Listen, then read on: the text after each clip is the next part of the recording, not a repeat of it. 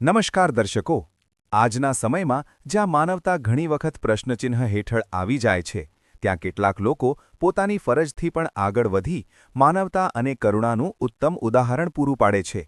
આજે આપણે વાત કરવા જઈ રહ્યા છીએ એક એવી જ સરાહનીય કામગીરી વિશે જે કરવામાં આવી છે ડીસા શહેરની દક્ષિણ પોલીસ દ્વારા. ડીસા શહેર દક્ષિણ પોલીસને ગુપ્ત બાતમી મળી હતી કે કેટલાક અબોલ જીવ, ભેંસ અને પાડાઓને ગેરકાયદેસર રીતે કતલખાને લઈ જવામાં આવી રહ્યા છે. તાત્કાલિક કાર્યવાહી કરતા પોલીસ ટીમે ચેકિંગ હાથ ધર્યું અને વાહન રોકીને તપાસ શરૂ કરી હતી. તપાસ દરમિયાન વાહનમાં ભરેલી ભેંસ અને પાડાઓને અસ્વચ્છ અને અમાનવીય સ્થિતિમાં પરિવહન કરવામાં આવી રહ્યા હોવાનું બહાર આવ્યું. આ સમગ્ર ઘટના માત્ર કાયદાનો ભંગ જ નહોતો, પરંતુ પ્રાણીઓ પ્રત્યેની ક્રૂરતાનું ઉદાહરણ પણ હતું. પોલીસે તરત જ કાયદેસરની કાર્યવાહી હાથ ધરી.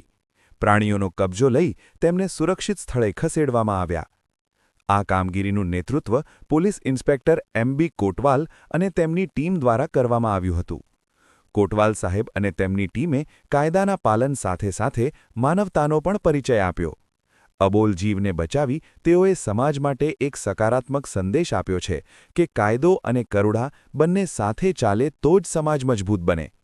બચાવાયેલા ભેંસ અને પાડાઓને સુરક્ષિત સ્થળે રાખવામાં આવ્યા છે.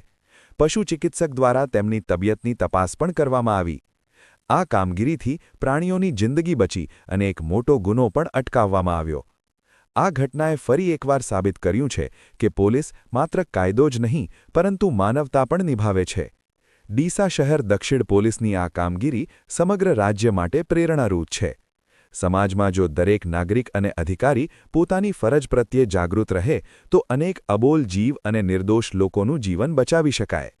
આ સરાહનીય કામગીરી બદલ ડીસા શહેર દક્ષિણ પોલીસ ઇન્સ્પેક્ટર એમ.બી. કોટવાલ સાહેબ અને સમગ્ર પોલીસ સ્ટાફને હાર્દિક અભિનંદન. આવી જ સકારાત્મક અને પ્રેરણાદાયક ખબર માટે ધ સત્તાવાર ચેનલ સાથે જોડાયેલા રહો. નમસ્કાર.